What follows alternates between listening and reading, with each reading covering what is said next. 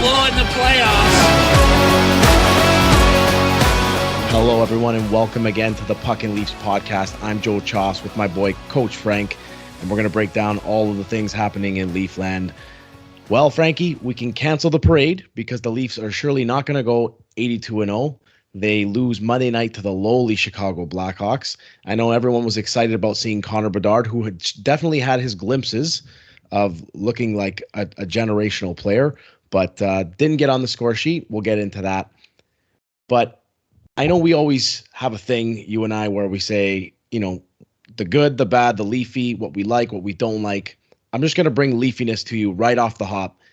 There is nothing more Leafy than the Leafs losing against a terrible team on a Monday night at home, coming alive in the third period to try to mount a crazy comeback, but yet falling short.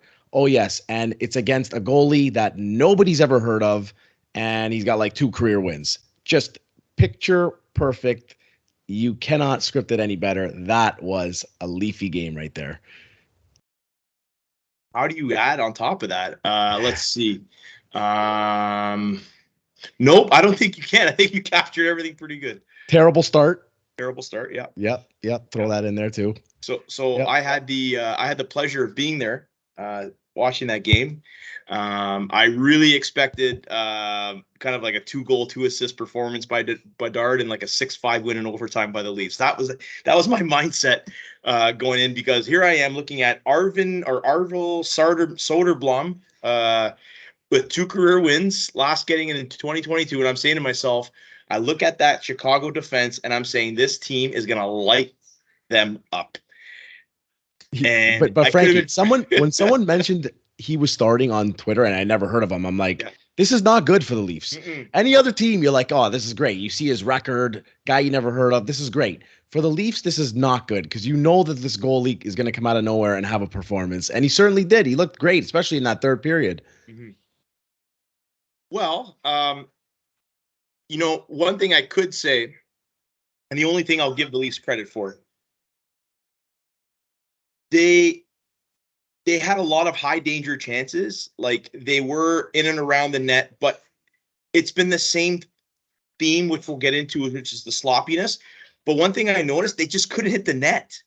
They had point blank shots that just couldn't hit the net. And I know the old saying, if my hand had ball, she'd be my uncle. But in this case, if they would have hit the net, like seriously, hockey 101, it would have been a different result. But let's get into it. Let's see what you got, and we'll talk about. Let's break it down. So not just on Monday's game, but I think for the first 3 games, I guess we could both agree that there's just been a lot of sloppy play, not paying attention in the defensive zone. 2 breakaways on Monday where they allowed guys like Corey Perry should not be a guy that gets behind your defense, especially at 38 years old. But yet there he is scoring a breakaway goal. And then 5 minutes later, while you're shorthanded already, Tyler Johnson manages to get behind the defense and puts it home too. So it looks like they're trying to find their way, but it's just not close to being there yet. Well, I'm starting to, again, we don't want to jump after 3 3 it is games. Just 3 games, of course. Yeah. They have a 2-1 record, right? But there is some concern with some their neutral zone play was awful. Like, their transition in neutral zone was, like I said, watching it live and seeing it on TV is 2 totally different aspects. A lot of sloppiness in the neutral zone, a lot of missed passes in the offensive zone, a lot of stretch passes that weren't hitting. And yet Chicago was just kind of waiting for their opportunity. And they made, that pass to Perry that got through, I think it was Klingberg and then Marner under his stick at center ice. That's just a great pass. Like, it's just, everything went right for Chicago on that, right? So, from that standpoint, that's usually what happens when you get a team that's sloppy in the neutral zone. Like, as a coach, I always say the game is won in the neutral zone. If you control the neutral zone, most oftentimes you're going to win the game. And credit to Chicago. They really took away their time and space in the neutral zone, which I'm not surprised, being coached by a former defenseman like Luke Richardson. You probably expect to have that. But like, Chicago really there's nothing there that'd be like, other than Bedard, be like, it shouldn't happen. So that just goes to show you on any night, if you don't play your game and if you're not on, with your passes and your at least shots on net, it's not going to happen for you. And hey, credit to Chicago. What are you going to do, right? You mentioned taking away time and space in the neutral zone. It didn't look like the Leafs were doing any of that defensively. No. Oh, like, God. The Chicago players were just flying in the neutral zone, and there was nobody slowing them down or anything. So I think that's something they definitely got to work on. If I find the clips on Twitter, I think they're kind of going around here. But again, I don't want to harp on the guy. He's new to the city. We know what his reputation was before coming here, but John Klingberg is not a good defensive defenseman. So any preconceived notions you probably had about that, for him making $4 million, just folks, I'm telling you, if you're going to watch the game, put a seatbelt on, because you're probably going to get up and yell at your TV. It's not good, Joe.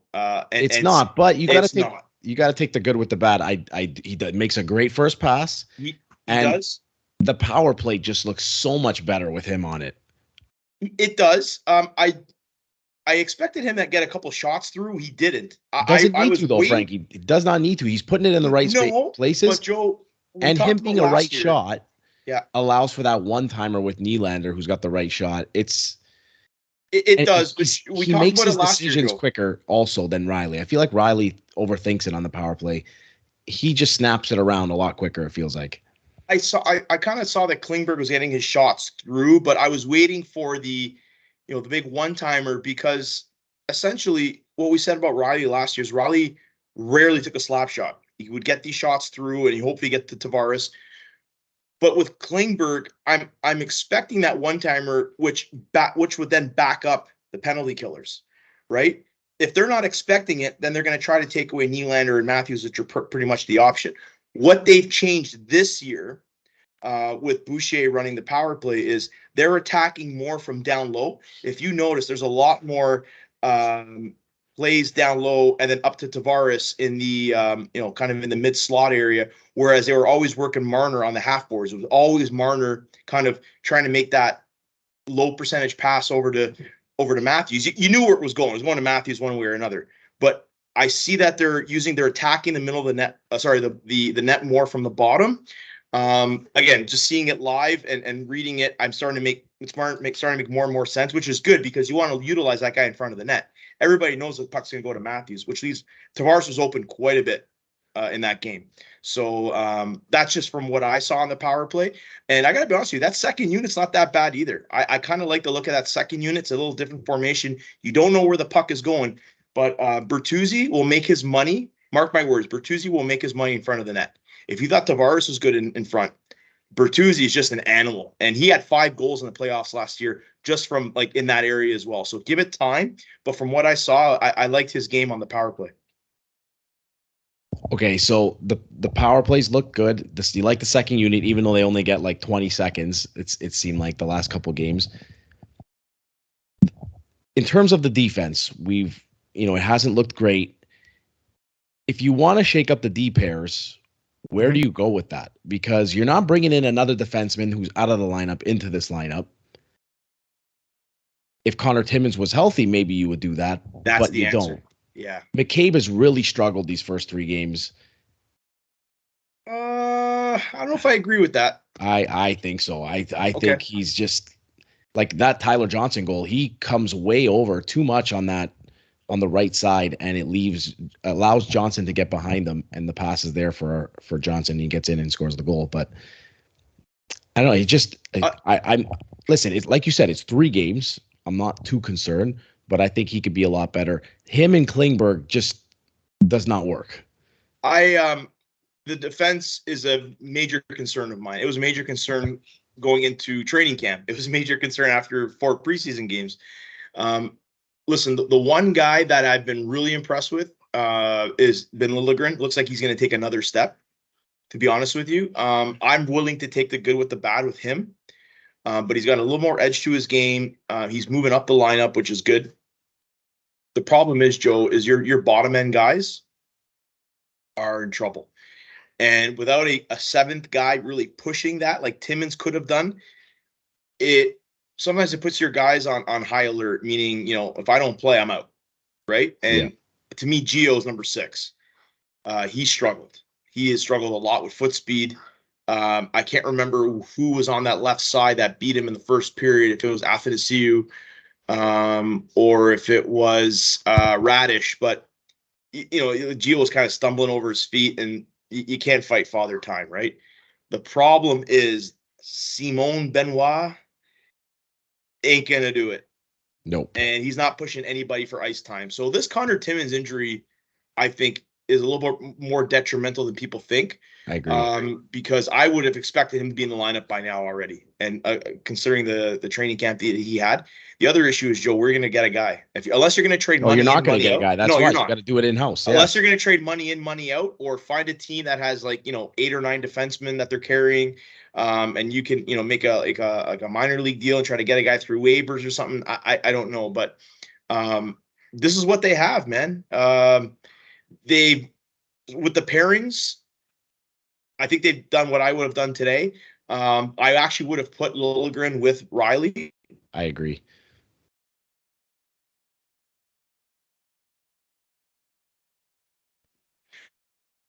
So they're going to go McCabe and Liljegren. They keep Riley Brody together, and you have a fantastic third pairing of Giordano and Klingberg. God help us, Giordano and Klingberg in the defensive But they're zone. your third pair. Get them in favorable positions. A lot of offensive zone starts. Klingberg's going to play a lot on the power play, and don't give him a lot of 5-on-5 minutes. It is what it is at this point. It's really tough to ingest how they gave this guy $4 million. It's just wow. Frankie, on our first episode of the season, he was on your good list, Klingberg. You're like, yeah, he looked good in that Montreal game, and now you're crapping all over him. 3 games, and relax a little bit. But a little on the defensive side, really scaring the shit out of me. Again, Joe, when you see it live, you're bad, like, it's worse than you think. Really? The camera's only panning to where the puck is, but you see him on the ice and put him himself in why is he standing there? Why isn't he closing the gap? Gone, breakaway. You know what I mean? So I don't think. Again, he's not a bad defenseman. He's a very good offensive defenseman. Yes, he can be in this lineup. No questions asked. But what I'm getting at is he doesn't play with enough urgency in his game. And this team, if there's one thing they lack, is urgency.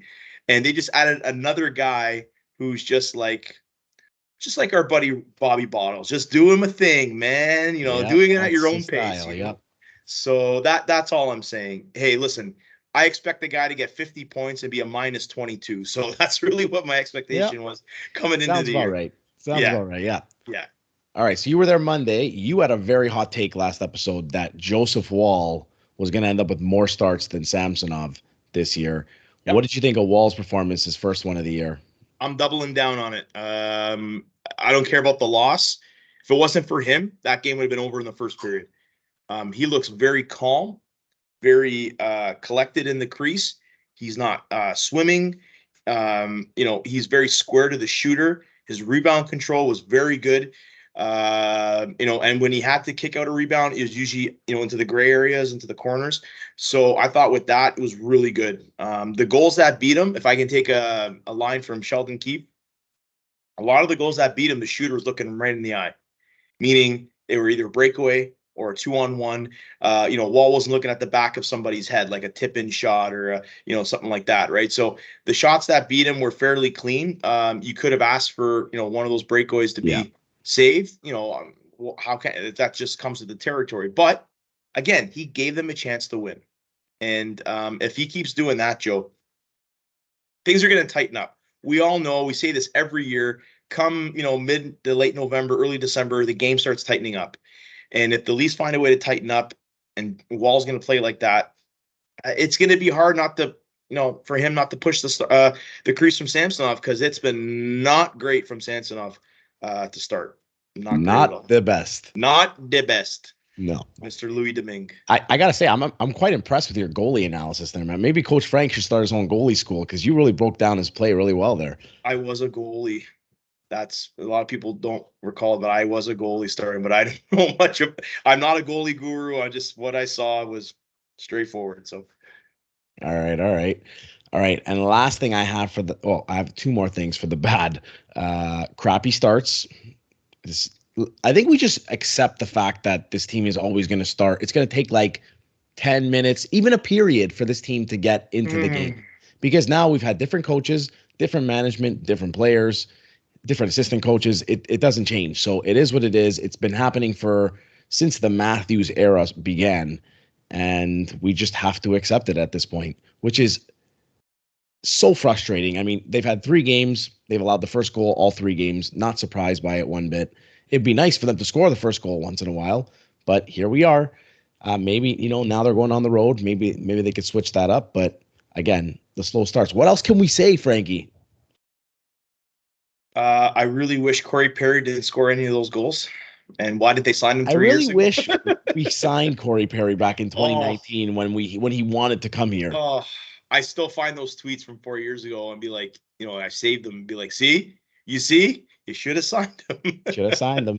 He loves sticking it to us ever since too. Can I say one last thing about that game on Monday? Absolutely. I'm going to give myself what we call the Barry Horowitz pat on the back. I was able to guess what the Leafs' latest goal song was with one of my options, and I just I don't know, like, call me a loser, I don't care, but Panama by Van Halen was one of my picks, and sure enough, when I heard it, I was like, yes, yes, I told you. You see, you go to 80s rock, works all the time, and I have a clip from it. I've all added in, but it was pretty cool. It was pretty cool. No, wasn't a fan of it. Not gonna lie, it was. I really wanted "Kickstart My Heart" by Motley Crue. A lot more opportunity for the crowd to get into it. I know, but that should be the song. Yeah. I think, my opinion, but I'm right. Anyways, last bad thing I have: the bottom 2 lines not really generating a lot of offense. I know the 4th line is getting caved in. And we spoke a lot about, Reeves has a role, and it's an important role. I think it will play a positive effect on this team, but you can't be getting pinned in your own zone every single shift. That just kills the momentum for the rest of the team. So also Fraser Minton, at this point, he's definitely going back to junior as far as I'm concerned. It's best for his development, and their Leafs are probably better off setting him down, calling Holmberg up, if this is what we're going to see from him. And I don't think playing him with Nyes, 2 rookies together, probably not the best idea either. Yeah, I think they were just trying to capitalize on some chemistry they had in the preseason, which is great. But like everything, kind of good things come to an end, right? Yeah, the bottom 2 lines has just been a revolving door of players. Yarncroke just doesn't fit there either. He's just like your Swiss Army knife. You're just like, all right, we don't have a spot for him. We'll play you here. We'll play you there. Yeah. Hey, listen, the guy can go up and down the lineup. It's a good tool to use. Like I like him more than Kerfoot because he can actually finish. But he had a rough night on Monday, and I will agree with Sheldon Keefe post game. Today he said that Nyes we need more out of Nyes, but we need to give him more minutes. And I think he's kind of lost out there too. I think he was expected to be the driver of offense on that line, and it's just not happening, right? So I would have had him up in the top 6, which he is now. Again, you're not going to like it defensively, but Nyes, Tavares, and Nylander should get you some offensive chances. It's probably going to leave you with the 3rd line of Minton, Domi, and Yarncroke. It is what it is. That's just a mixed bag right there. It is. That was going to be my next question. Like, what do you do with Domi at this point? Because I'm sure he would agree, not the start he would have imagined as his first stint as a Maple Leaf, but he's definitely got offensive potential. Everybody knows that. I think he's overthinking it sometimes. Like, he has a chance and he makes that extra pass when he should shoot. 100%. And then defensively, he's just lost out there. Like, he's just not the best defensive. Maybe that's the reason why he's been on 7 teams in 7 years, right? Yep. There's got to be something there, and his defensive game is not great at all. But you're bang on. I was going to say that he's overthinking. a lot of times he had an opportunity to shoot that puck and he went for the extra pass. Yeah. He's a gifted player. I'll tell you right now, like when he played for Chicago last year in the game that the Leafs played in Chicago where they got beat, he was fantastic. And then he had a great year, and then being good with Dallas. He's too talented not to be a good complementary player. He'll figure it out. I think there is still potential for him to end up on the second line at some point with Tavares and Nylander. But as of right now, he's not playing above Nyes, and he won't play above Bertuzzi. So that's kind of where he is, right? I wouldn't mind seeing him in the middle at some point. I know he played a little bit of center, last year, and if Minton goes down, I guess they're going to move Kampf up, but I wouldn't mind seeing Domi get a crack there in the middle at some point. So I know he's a little bit of a Swiss Army knife himself, so let's see. And then with the fourth line, I mean, if you call Holmberg up, he centers the fourth line. I feel like Gregor and Holmberg could play off each other a little bit more. I've kind of liked Gregor. Like, he has speed, plays with some tenacity. Yeah. They got to fit. This fourth line issue has been an issue for them for as long as I can remember. You want your fourth line to gain some momentum for you. They're crashing, they're banging. Revo they do what they do, man. Yeah, like I can tell you, it's another mixed bag. But Gregor laid a hit out. Reeves had a hit. They are not, other than maybe one shift, they weren't really a liability in their own end. It's a fourth line, Joe. It is what it is. I will say this about Revo. Like, I was at the game on Saturday against Minnesota. He lays out a guy in the first period, gets into a fight. For a building that can be, how do you characterize it? Sometimes sleepy. It definitely woke up after that. So I think in this market, it has a positive effect if he could do that every night, because especially you go there on a weeknight and it's not against Chicago and you're playing against Columbus or whatever. Mm-hmm. You could use some of that to waking everybody up. Even the players, it gets the players more into it. So he does have a role. It's just, you want the fourth line to have some more offensive zone time, I think. Correct. All right. Now, the good, because we don't want to be too negative. I feel like we've been talking for 20 minutes, all negative. There is some positive. The team is 2-1, right? 4 points out of possible 6. Not bad. The Stars are playing great, especially Matthews and Nylander. Nylander is incredible. Nylander is showing you that, like, he's like, I want that bag. Like, give it to me. Pay that man his money. Tavares has put up the points. I'm not sure if Marner has been great. He's got a couple points. He hasn't been his best. He's been average. Here's the thing, though. It's that if you're Nylander and you see the way you're playing and you want a contract from this team, you look over at Marner, what he's getting paid and what he could possibly get paid next. It's like the gap should not be $4 million like it was the last 5-6 years. So you're gonna open Pandora's box again, Joe. I get the rationale, but you can't do that after 3 games because one guy's flying and one guy's been average. Short, small sound. I'm not his biggest fan, that, but the guy is a great penalty killer. Nylander doesn't do that, right? It's like there are pros and cons to this approach.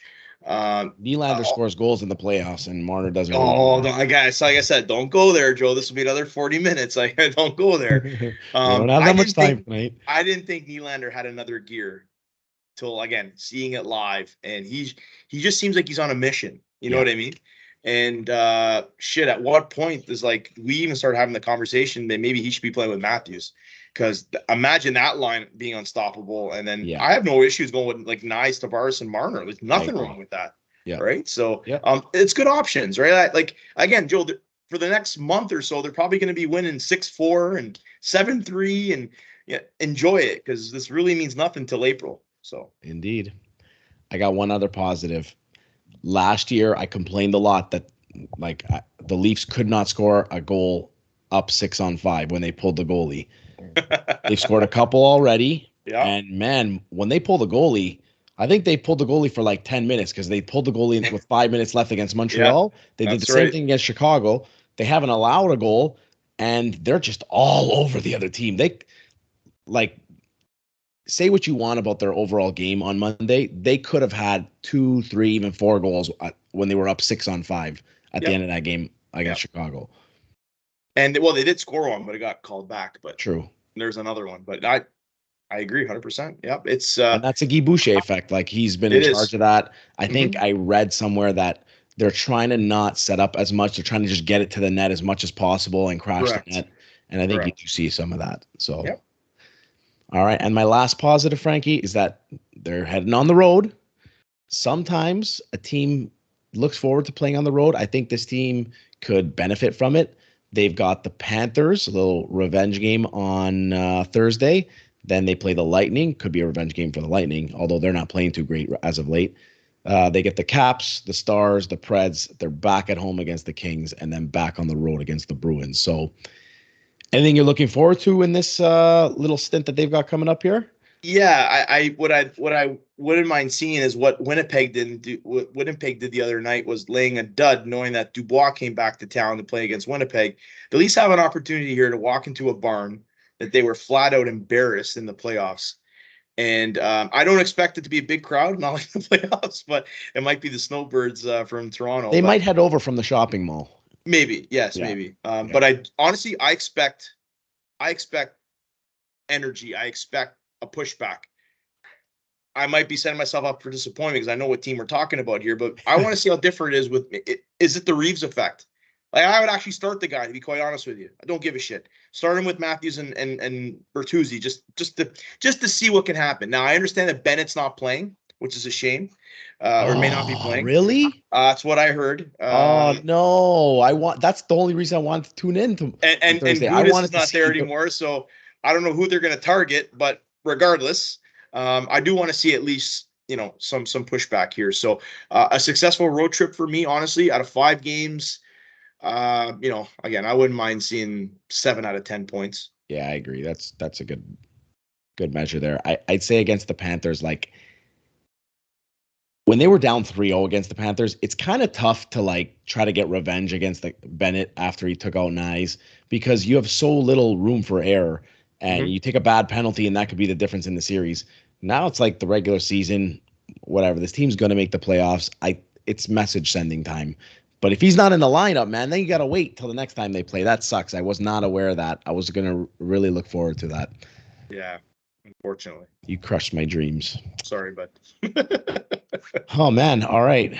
I think that's it. I think that's all we got today. You have anything you wanted to mention? No, I'm good, man. I'm looking forward to a good 5-game trip. Also, shout out to the Vaughan Ranger U8 team heading down to Buffalo for their own tournament. So looking to bring home some gold back to Canada. So. I see you're representing the Leafs in the background. You got Vaughan Rangers on your shirt and you got Notre Dame on your hat. 3 different teams. Close enough. And I'm not even Irish. Look at that. Maybe 1/8 back. Possibly. Somewhere, some way. Somewhere. All right, everybody. Thank you again for tuning in. If you like what you hear, smash that like button, hit the subscribe button. And again, thanks again for tuning in. We will definitely get back to you next week while the Leafs are on the road. And one last thing for me, Joe. Yep. Thank you to all those comments and views on our last video with the goal song. Over 2,500 views, 13,000 impressions, tons of comments. Keep them coming, guys. We love it. Appreciate it. And on that note, we are out of here. Thanks again, everyone, and let's go Leafs.